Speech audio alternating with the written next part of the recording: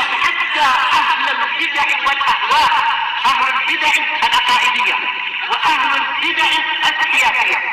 أنا أقول بيننا وبينكم السلف، بيننا وبينكم الكتب، كان فيقول البدع بيننا وبينكم. Surabi adabul libas. Pelajaran yang keempat, adab-adab di dalam berpakaian. Jadi walaupun masalah pakaian ini hukum asalnya adalah masalah duniawiyah dan masalah urfiyah, tradisional, tetapi tetap saja Allah Ta'ala dan Rasulnya mengatur demi kemaslahatan kita sendiri. Baik. Kita baca hadisnya an Abi Hurairah radhiyallahu anhu qala Rasulullah sallallahu alaihi wasallam idza labistum wa idza tawadda'tum fabda'u bi ayaminikum. Apabila kalian memakai pakaian dan apabila kalian berwudu, maka mulailah dengan bagian kanan kalian. Ayamin jamak dari aiman. Bagian-bagian kanan. Bagian kanan ketika berpakaian itu mana saja berarti bagian kanan ya? Iya, tangan kanan dan juga apa lagi? Apa? Ada tangan kanan, ada mana lagi? Iya, kaki kanan tentunya. Demikian pula ketika berwudu, yaitu apa? Tangan kanan dan juga kaki kanan itu anggota-anggota wudu yang mungkin untuk dibagi. Adapun kepala tidak dibagi, Nabi langsung mengusap dengan apa? Dua tangan sekaligus untuk kepala, tidak dibagi kanan dulu baru kiri dulu. Tayyib. Di dalam hadis ini menunjukkan tentang ikramul yamin, yaitu memuliakan bagian yang kanan. Tujuannya adalah sebagaimana dalam hadis yang lain, agar bagian kanan itu yang pertama memakai dan paling akhir melepaskan, sehingga apa? Dia yang paling lama berpakaian dan dia yang paling lama berwudu, bukan paling lama berwudu istilahnya ya. Dimulai kesucian itu dengan yang kanan. Ya, untuk pakaian biar apa? Dia yang paling lama. Tayyib. Yang menjadi sisi pendalilan adalah yang pertama, baik itu terkait dengan pakaian atas maupun pakaian yang bagian bawah. Lalu bagaimana dengan kain pelikat? Jelas biasanya kain pelikat kita pakainya dari mana? Dari bawah atau dari atas ya? Iya. Iya, boleh jadi dari bawah, maka kaki kita yang kanan kita masukkan lebih dahulu. Atau mungkin sebagian memulai dari atas, kepala masuk lebih dahulu. Jadi tidak ada istilah kanan kiri kalau kain pelikat, kain sarung itu. Tergantung kita memakainya dari mana. Toyib. Termasuk juga adalah stokin. Indonesia bilang apa? Kaos kaki. Berarti kalau memakai stokin mulainya mana dulu? Iya, kaki kanan dulu. Demikian pula untuk wanita ketika memakai sarung tangan. Berarti mulai mana dulu? Iya, tangan kanan lebih dahulu. Toyib. Ini adalah untuk memuliakan bagian kanan. Kemudian kita baca penjelasan beliau. Nastafidu minal hadis. Kita ambil faidah dari hadis ini. Al-bada'u bil yamin indal lubsi min sunaniddin. Memulai dengan yang kanan tatkala memakai pakaian. Lubs ini adalah masdar kembali kepada fi'il, berpakaian. Tayyib. Kalau libas itu masdar kembalinya kepada isim, yaitu pakaian itu sendiri. Ini termasuk dari sunnah-sunnah agama kita. Dan sunnah agama terkadang wajib, terkadang sifatnya adalah mustahab. Untuk masalah pakaian dan wudhu telah dinukilkan ijma ini mustahab. Barang siapa mulainya dengan yang kiri, dia tidak berdosa, tetapi kehilangan kesempatan mendapatkan pahala tentunya. Kehilangan kesempatan mendapatkan keutamaan. Tapi masalah sah, tetap sah, tidak berdosa. Tayyib. Adapun untuk masalah makan, ya jelas itu hukumnya wajib, agar tidak meniru syaitan dan seterusnya. Kemudian yang kedua, al-bada'u bil yamini indal wudu. Disunnahkan untuk memulai dengan yang kanan tatkala berwudu. Ini untuk bagian yang mungkin dibagi. Tayyib. Kalau mencuci mana sih yang kecil-kecil yang lain, mana Abdurrahman? Hah? Oh, Abdul Fatah sudah ditanya tadi. Tayyib. Kalau mencuci wajah kanan dulu atau kiri dulu? Kanan dulu. Eh? Yang keras. Iya, langsung dua-duanya karena apa? Memakai dua telapak tangan. Tayyib. Bukan mulai setengah kanan baru setengah kiri, bukan. Karena untuk wajah itu tidak dibagi-bagi. Sebagaimana madmadah, berkumur-kumur, kanan dulu atau kiri dulu? Iya tak boleh ya, gimana kanan dulu? Masukkan ke mulut itu. Jelas dia tidak dibagi. Walaupun ada sebagian ulama mengatakan memang masuknya tidak dibagi, tapi tatkala mengedarkan air ke mulut, di dalam mulut, di airnya dipusing di kanan dulu. Tapi ya kalau pandai tak apa, tapi tidak sampai sesusah itu ajarannya Nabi Shallallahu Alaihi Wasallam. Tayyib. Kalau kaki maka itu ma'ruf. Bagaimana dengan telinga? Tidak dimulai kanan kemudian kiri, tapi langsung saja. Karena dua tangan kita bergerak, maka langsung kanan dan kiri itu bergerak. Maka telinga kanan dan telinga kiri itu juga diusap secara bersamaan setelah mengusap kepala. Tayyib. Kemudian kita masuk ke muka surat 14. Ad-Darsul Khamis, pelajaran yang kelima, ya. Itulah tidak dilengkapi ya. Kita disuruh kerja dulu di sini. Tidak disebutkan oleh penulisnya rawahu siapa, rawahu siapa. Ini jadi menyebabkan kurang sebenarnya. Wallahu musta'an. Ana tidak hafal, tapi dia hadisnya sahih ma'ruf. Tayyib. Kemudian ad-darsul khamis wa min adabil libas, termasuk dari adab-adab berpakaian. An Abi Hurairah radhiyallahu anhu anna Rasulullah sallallahu alaihi wasallam qala idzan ta'ala ahadukum, apabila salah seorang dari kalian itu memakai alas kaki, memakai slipper, sandal, masuk ke dalam pembahasan ini juga apa? Memakai kasut, memakai khuf dan semacamnya. Termasuk juga yaitu memakai stokin dan penghangat kaki itu. Biar kaki jadi suam, tidak kedinginan. Semuanya masuk di sini. Falyabda bil yamin. Maka hendaknya dia memulainya dengan yang kanan. Dan intial itu bagian dari al-lubs, yaitu bagian dari memakai pakaian. Makanya hadis ini sebagai pelaksanaan dari hadis yang tadi, masalah berpakaian. Wa idza naza'a falyabda bishimal. Dan jika dia melepaskan alas kakinya itu, hendaknya dia memulai dengan yang kiri.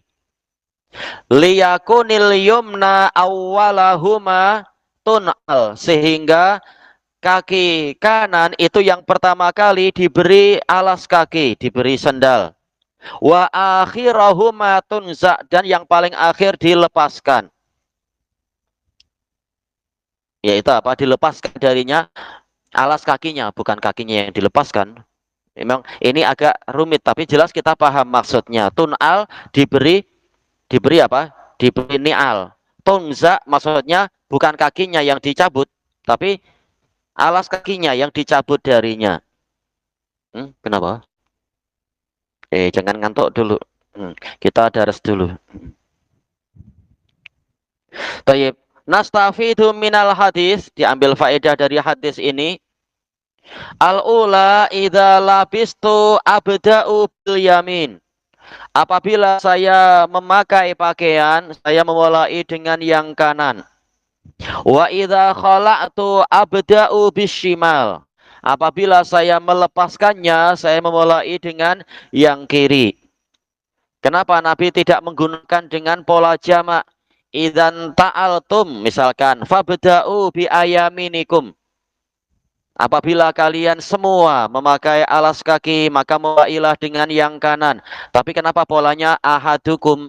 Jika salah seorang memakai alas kaki, hendaknya dia memulai dengan yang kanan. Boleh saja polanya jamak, tetapi hikmah didatangkan pola mufrad adalah menunjukkan perintah ini bersifat apa itu individual, bukan diwakili. Nggak apa satu orang pakai yang kanan, yang lain kiri semua. Ini bukan misalkan apa itu sunnah kifaiyah, tapi ini menunjukkan masing-masing dari kalian hendaknya berbuat seperti itu, bukan perwakilan.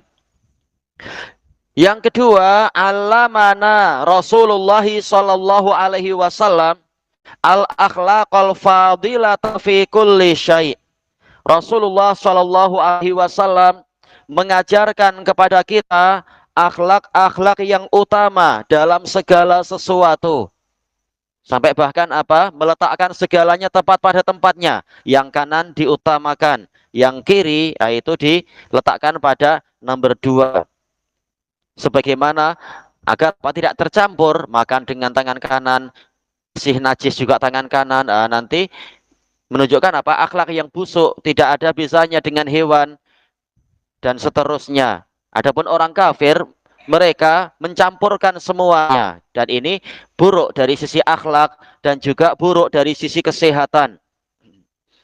Dan ini menunjukkan bahwasanya adab-adab orang kafir itu sangat cacat, karena mereka memang adabnya itu dibina di atas perasaan, bukan dibina di atas syariat. Itu kalau dicampur, ada yang bahkan sengaja dibalik. Kalau makan dengan tangan kiri, kalau bersihkan berak pakai tangan mana kah? Tangan kanan. Ini terbolak-balik mereka. Ya namanya orang yang tidak ikut Allah dan Rasulnya. Kalau kita dibimbing dengan akhlak yang utama, akhlak yang mulia, yang baik-baik. Sementara surga itu baik dan tidak ada yang memasukinya kecuali orang-orang yang baik. Dan Allah Maha baik, tidak menerima kecuali yang baik-baik. Tayyib. Yang buruk-buruk tempatnya adalah di neraka bersama makhluk yang paling buruk. Siapa makhluk yang paling buruk? Abdurrahman? Buruk? Bukan. Siapa makhluk yang paling buruk?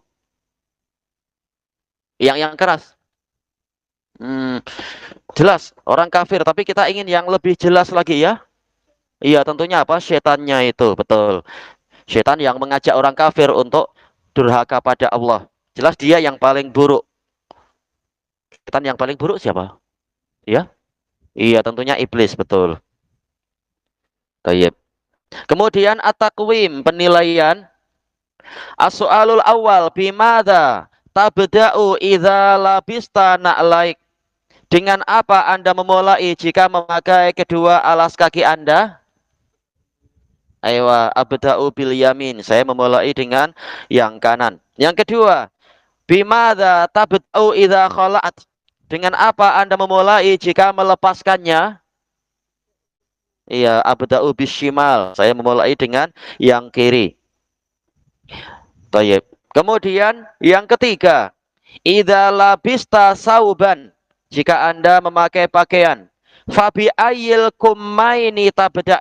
Dengan lengan baju yang mana Anda mulai? Bil aiman am bil aisar? Dengan yang kanan atau dengan yang kiri? Iya, dengan yang kanan. Perhatikan itu caranya. Toyib, yang keempat, hal tu'allimul ladzina yukhti'una fi tariqati lubsihim. Apakah Anda mengajari orang yang keliru di dalam metode memakai pakaian mereka? Siapa? Berarti Halif aja, Halif.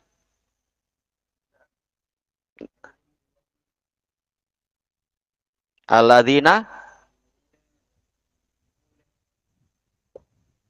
fi lubsihim. Artinya apa?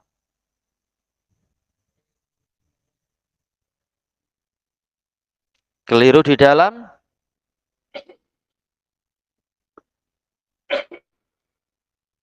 apa? Metode. Ya, metode atau cara berpakaian mereka, betul. Apakah ini hanya untuk di rumah? Tentunya bukan hanya di rumah atau di di manapun mungkin apa di bilik air ketika kita perlu ke bilik air umum itu atau dimanapun juga. Demikian pula kalau jangan lupa kalau mandi di sungai, jelas apa jubahnya dilepas dulu. Kalau mandi di sungai lepas jubah yang kanan atau yang kiri dulu? Kan? Iya kiri itu yang dilepas. Jangan langsung cebur ya. Ingat dulu adab-adabnya. Tayyib. Kalau sudah cebur ke dalam sungai, menghala ke kiblat atau membelakangi kiblat? Hmm? Tak tahu, ya? Membelakangi kiblat. Siapa yang punya ide yang lain? Mandinya menghadap kemana? Tak perlu menghadap kemana-mana. Oh, tapi susah ya. Gimana nggak menghadap kemana-mana? Nah, kalau mandi di sungai, kita menghadap kemana? Kemana-mana. Tergantung renangnya ke arah mana gitu ya. Menghadap ke dalam air. Tak apa, ya jelas itu bebas mau kemana. Tapi kalau takut pakaiannya hilang, berarti bagaimana? Mandinya bagaimana? Kenapa? Iya, menghadap ke pakaian, betul. Tayyib. Tidak perlu terus-menerus menghadap ke kiblat untuk ketika mandi. Seperti yang ditanyakan kepada Abu Hanifah, kalau saya mandi ke sungai, saya apakah harus menghadap kiblat? Kata beliau, tidak harus menghadap kiblat, mandi-mandi aja, tapi menghadaplah ke pakaianmu agar tidak dicuri orang. Dicuri nanti bingung keluarnya pakai apa? Pakai daun. Iya kalau ada daun jati, kalau kalau daunnya daun rumput, rumput kecil-kecil tak pandai kita. Tayyib ilahuna wallahu a'lam.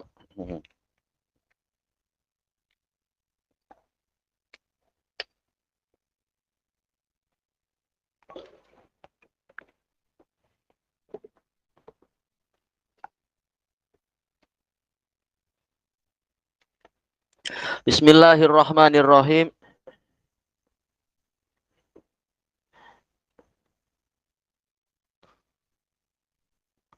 Kita masuk ke muka surat 154, betul? Eh, cepat sangat berarti tadi ya. Apa? Lompatnya. Tayyib, kita masih di 150. Qala al-Imam Imam An-Najdi rahimahullahu taala. Oh, kita sudah mulai membahas itu ya tentang tauhid yang disebutkan oleh Imam Ibnul Qayyim rahimahullah. Kita baca catatan kakinya. Qala al-Imam Ibnu Utsaimin rahimahullah. Arada Syekhul Islam rahimahullah bihada. Syekhul Islam rahimahullah menginginkan dengan penjelasan ini, siapa Syekhul Islam di sini maksudnya? Siapa? Siapa? Iya, dohirnya adalah Syekh Muhammad bin Abdul Wahabnya. Menukilkan kalam Ibnul Qayyim di sini. Anna tauhida la yatimmu illa bi ibadatillahi wahdah. Bahwasanya tauhid itu tidak lengkap kecuali dengan beribadah kepada Allah semata. La syarikalah, tiada sekutu untuknya. Wajtina bi taghut, dan menjauhi taghut. Ada nafi, ada isbat. Tayyib. Wa qad faradallahu dzalika ala ibadih. Dan Allah telah mewajibkan yang demikian itu tadi kepada para hambanya. Apa yang Allah wajibkan tadi? Apa yang Allah wajibkan ya? Menjauhi tagut dan apalagi? Itu yang pertama atau kita katakan ini yang kedua, kewajiban kedua. Kewajiban pertama apa? Iya. Iya, beribadah pada Allah semata, Tayyib. Kemudian beliau mengatakan di sini wa tagut mustaqun minat tughyan. Lafat tagut wazan fa'alut ini lil mubalaghah. Ini pecahan dari masdar tughyan. Wa tughyan mujawazatul had, yaitu melampaui batasan. Wa minhu qauluhu ta'ala, di antara penggunaan lafaz tughyan adalah firman Allah Ta'ala, inna lamma taghal ma'u hamalnakum fil jariyah.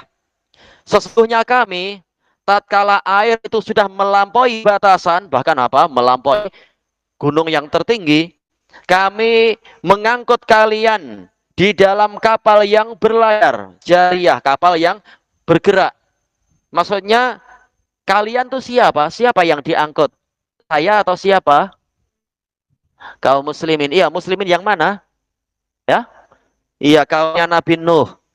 Apakah kita ini dari keturunan Nabi Nuh? Hmm?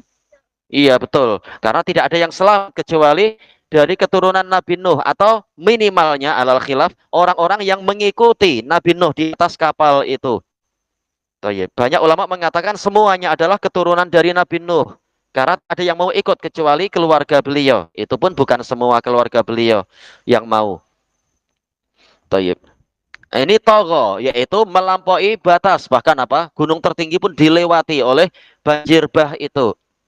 Lebih dahsyat daripada banjir bah yang sekarang sedang ada di Yaman. Hari-hari ini sedang banjir yang kuat sekali. Sampai ada 3 bendungan jebol. Jebol itu apa ya? Ya? Pecah. Iya itu. Bahasa mana saya tadi itu? Bendungan pecah. Sampai apa? Berpuluh-puluh orang meninggal dunia. Wallahul musta'an. Jelas itu masih kecil dibandingkan dengan di zaman Nabi Nuh.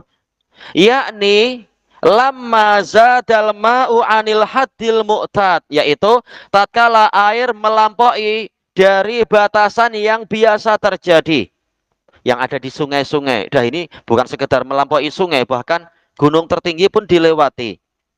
Mana gunung tertinggi ya? Gunung tertinggi mana? Mungkin ya, yang sana-sana itu Everest menurut yang terkenal sekarang. Tak tahu di zaman awal-awal bumi dulu gunung yang mana, wallahu a'lam. Qal hamalnakum fil jariyah, yakni as-safinah. Kami mengangkut kalian di sesuatu yang bergerak, yaitu kapal. Wastilahan, sekarang tahu secara istilah, ahsanu ma qila fi ta'rifih. Definisi yang terbaik yang dikatakan tentang taghut, ma dzakarahu Ibnul Qayyim rahimahullah. Yang diucapkan oleh Imam Ibnul Qayyim, annahu ay at-taghut kullu ma tajawaza bihil abd haddahu. Segala sesuatu yang mana seorang hamba memperlakukannya hingga melampaui batasan. Min ma'budin, berupa sesuatu yang disembah. Mestinya hanya satu saja, yang lain tidak boleh dicintai sampai disembah. Au matbu', atau yang diikuti. Diikuti hanya dalam perkara yang ma'ruf. Kalau tidak diketahui dalilnya, maka ini sudah melampaui batasan. Au muta', atau ditaati. Kalau ditaati dalam perkara yang mungkar, ini sudah melampaui batasan. Wa muraduhu bil ma'budi wal matbu'i wal muta' ghairus salihin. Yang dimaksudkan dengan sesuatu yang disembah atau diikuti atau ditaati adalah yang selain orang-orang soleh. Ya, orang soleh tidak ridho untuk disembah, tidak ridho untuk dikultuskan dan diikuti melampaui batasan, dicintai sampai berlebihan. Tayyib. Makanya Nabi Isa tidak dikatakan sebagai taghut karena beliau tidak ridho untuk disikapi sampai seperti yang dilakukan oleh orang-orang Nasara itu. Demikian pula misalkan siapa Syekh Abdul Qadir Jailani tidak dikatakan taghut, beliau orang soleh. Beliau madhab apa itu Hambali, beliau tidak ridho untuk disembah.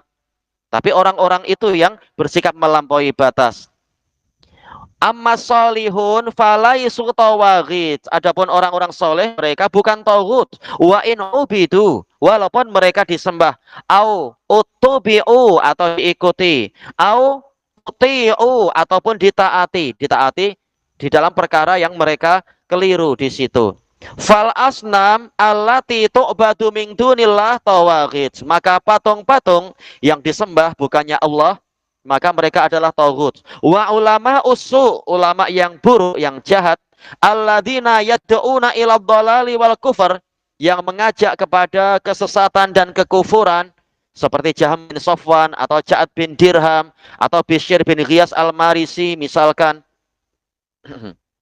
atau Sisawai yang mengajarkan akidah-akidah tersesat itu. Au yad'una ilal bid'ah, atau mengajak kepada bid'ah-bid'ah seperti Abdullah bin Saba yang mengajak kepada akidah Rafidhiyah misalkan. Au ila tahlili ma haramallah, atau mengajak untuk menghalalkan apa yang Allah haramkan. Ya, seperti kelompok-kelompok ibahiyah yang mengatakan segalanya serba boleh, pada Allah mengharamkan yang buruk-buruk. Au tahrimi ma ahallallah, atau mengharamkan apa yang Allah halalkan. seperti gulat sufiyah yang mereka mengajarkan untuk demi zuhud, maka mereka mengharamkan yang baik-baik untuk melatih badan misalkan. Atau mungkin apa? Orang-orang Buddha yang mengharamkan daging, kok makan yang dari apa itu tanaman-tanaman barangkali dan semacamnya. Tawaghit, maka mereka adalah para taghut karena ngajak kepada kemaksiatan pada Allah Ta'ala. Walladzina yuzayyinuna liwulatil amr.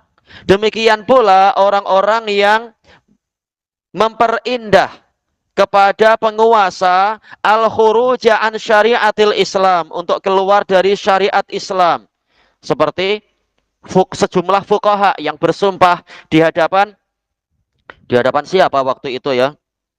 Penguasa setelah Umar bin Abdul Aziz, mengatakan Anda maksiat apapun itu tidak mengapa, karena wallahi kami bersaksi bahwasanya Allah itu mengampuni dosa penguasa. Ini ulama mereka taghut, menyebabkan pemerintah jadi tidak takut berbuat maksiat.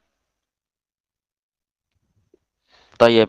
Binazmin yastawridunaha, dengan bukan nazm ya, nuzum berarti jamak dari nizam, dengan peraturan-peraturan yang mereka import, mukhalifatan linizamid dinil islami, dalam keadaan ini hal ya, mukhalifatan ini hal menjelaskan keadaan menyelisihi peraturan agama Islam, tawaghit, maka orang-orang tadi adalah para taghut yang menyebabkan penguasa jadi tidak sadar, tertipu berbuat kemaksiatan. Li'anna haula tajawazu haddahum, karena mereka melampaui batasan mereka.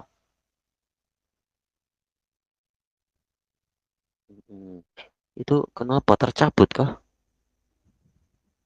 Nanti bawa tisu lagi di rumah tuh. Tayyib. Fa inna haddal alim ayyakuna muttabi'an lima ja'a bihin nabiyyu sallallahu alaihi wasallam. Karena batasan orang alim adalah dia mengikuti ajaran yang didatangkan oleh Nabi sallallahu alaihi wasallam. Li'annal ulama'a haqiqatan warasatul anbiya. Karena para ulama secara hakiki adalah pewaris para nabi. Yarisunahum fi ummatihim, mereka mewarisi para nabi pada umat mereka, ilman wa amalan wa akhlaqa, ilmu, amalan dan akhlak. Seperti yang dijelaskan oleh Imam Ibnul Qayyim di dalam Miftah dari Sa'adah. Jadi bukan hanya mewarisi posisi untuk ditaati, tapi juga mewarisi tugas-tugas, memberikan contoh yang baik. Tayyib. Dan juga apa? Seperti yang disebutkan Syekhul Islam dalam Majmu'ul Fatawa, mewarisi tugas para nabi untuk amar ma'ruf nahi mungkar, bukan sebaliknya. Tayyib. Demikian pula masalah akhlak-akhlaknya, mencontoh nabi, bukan malah minta dikultuskan, kemudian minum khamar, membolehkan minum khamar atau membolehkan perjudian dengan alasan kami ini ulama hakikat, bukan ulama apa istilahnya itu, bukan ulama syariat. Ini penipu yang seperti itu. Tayyib. Wa da'watan wa ta'liman. Demikian pula mewarisi tugas untuk berdakwah dan pengajaran. Idza tajawazu hadzal had. Kemudian apabila mereka melampaui batasan ini, wasaru yuzayyinuna lil hukam, dan jadilah mereka itu memperindah untuk para penguasa, al-khuruja an syariatil Islam, untuk keluar dari syariat Islam, memperbolehkan maksiat, memperbolehkan riba dengan alasan ini alasan itu, bukan malah melarang kemaksiatan. Bimithli hadhihin nuzum, dengan perundang-undangan yang seperti itu, fahum tawaghit, maka ulama yang jahat tadi adalah para taghut. Yang lain mengatakan mereka adalah lusus, yaitu para pencuri, datang ke penguasa mencari muka, mendatangkan dalil yang menggembirakan untuk mendapatkan duit. Nah, mereka adalah pencuri, mereka adalah koruptor. Bukan hanya politikus yang koruptor, tapi ulama yang jahat yang mencari duit dengan fatwa-fatwa yang rusak, mereka juga koruptor. Li'annahum tajawazu ma kana yajibu alaihim ayyakunu alaih, karena mereka melampaui perkara yang wajib untuk mereka kerjakan, min mutaba'ati syariah, berupa mengikuti syariat. Sekarang melampaui batas sampai mengikuti hawa nafsunya. Seperti ulama-ulama Yahudi. Mereka ulama juga, ulama Bani Israel. Tetapi mereka ulama yang jahat, menjadi Rabb-Rabb selain Allah. Tayyib. Wa amma qauluhu rahimahullah, ada ucapan Imam Ibnu Utsaimin rahimahullah, au muta atau ditaati. Fayuridu bihi, maka yang beliau inginkan adalah al-umara, yaitu para penguasa. Alladzina yuta'una syar'an au qadran, yang mereka ditaati secara syariat atau secara takdir. Fal umara yuta'una syar'an idza amaru bima la yukhalifu amrallahi wa rasulih. Para umara secara syariat itu ditaati, memerintahkan dengan perintah yang tidak menyelisihi syariat Allah dan Rasulnya. Seperti masalah apa itu? Traffic light, lampu pengatur lalu lintas. Itu tidak ada dalam Quran was sunnah. Dau'ul akhdar, dau'ul ahmar, dau'ul asfar, tak ada dalam Quran was sunnah. Tetapi ini ijtihad yang tidak menyelisihi syariat, agar orang kendaraan tidak saling bertembungan, tidak saling melanggar. Ini baik, maka ini secara syariat wajib ditaati. Tayyib. Wa fi hadhil hal, dalam keadaan ini, la yasduqu alaihim annahum tawaghit. Tidak boleh mereka dinamakan sebagai tauhid karena tidak sampai melampaui batasan syariat. Wal wajibu lahum 'ala ra'iyah. Kewajiban yang menjadi hak mereka untuk ditunaikan oleh para rakyat adalah as-sam'u wa ta'ah, untuk mendengar dan taat. Wa ta'atuhum liwulatil amr fi hadzal hal, dan ketaatan mereka kepada penguasa dalam situasi tadi, bihadal qaid, dengan ikatan tadi, yaitu dalam perkara yang tidak melanggar syariat, ta'atun lillahi azza wajal, itu adalah ketaatan untuk Allah azza wajal. Karena hakikatnya kita taat pada Allah dengan menjalankan perintah penguasa yang sesuai dengan ajaran Allah dan Rasulnya itu, yaitu kemaslahatan dan mencegah kemudaratan. Walihada yambaghi an nulahid, maka dari itu hendaknya kita memperhatikan hina nunafidhu ma amara bihi waliyul amr, tatkala kita melaksanakan apa yang diperintahkan oleh penguasa, mimma tajibu ta'atuh, dari perkara yang wajib ditaati, fih, dalam perkara itu. Annana fi dzalika nata'abbadu lillahi ta'ala, kita di dalam mengerjakannya itu kita menyembah Allah Ta'ala. Berarti apa? Diniatkan ibadah. Oh, itu lampu merah. Diniatkan ibadah kepada Allah, kita taat di situ, berhenti. Namanya lampu masih merah. Kalau masih kuning, kita biasanya ijtihad. Oh, laju kok. Sudah laju, tak apa. Belum sampai merah. Kalau merah masih laju, oh breaknya lupa, mana breaknya ya, tertinggal di rumah. Afwan. Nah, pemerintah baik, alhamdulillah. Tapi jangan sering-sering untuk melanggar, nanti kita dilanggar betul-betul. Wa nataqarrabu bihi ilaihi bita'atih, dan kita mendekatkan diri kepada Allah dengan menaati penguasa tadi. Hatta yakuna tanfidhuna lihadzal amr qurbatan ilallahi azza wajal, sehingga jadilah pelaksanaan kita kepada perintah tadi adalah pendekatan diri kepada Allah azza wajal. Wa innama yambaghi lana, hanyalah yang harus kita annulahid, kita perhatikan dzalik, perkara itu, li'anna Allah Ta'ala yaqul, karena Allah Ta'ala mengatakan, ya ayyuhalladzina amanu ati'ullaha wa ati'ur rasula wa ulil amri minkum, wahai orang-orang yang beriman, taatilah Allah dan taatilah Rasul. Ini ketaatan yang mutlaqah mustillah, taat pada Allah. Demikian pula ketaatan pada Rasul, ketaatan yang mutlaqah dan mustaqillah. Makanya amilnya, fiilnya itu dimunculkan ati'u tanpa mencukupkan dengan wawu atof. Kemudian wa ulil amri minkum, nah ini cukup wawu atof tanpa ati'u, menunjukkan ketaatannya tidak mutlaqah dan tidak mustaqillah, tapi hanya di dalam batasan-batasan yang tidak melanggar syariat, sebagaimana dijelaskan Ibnul Qayyim di dalam I'lamul Muwaqqi'in, dan juga di dalam kitab kedua, yaitu Risalah Tabukiyah. Tayyib, ilahuna wallahu a'lam.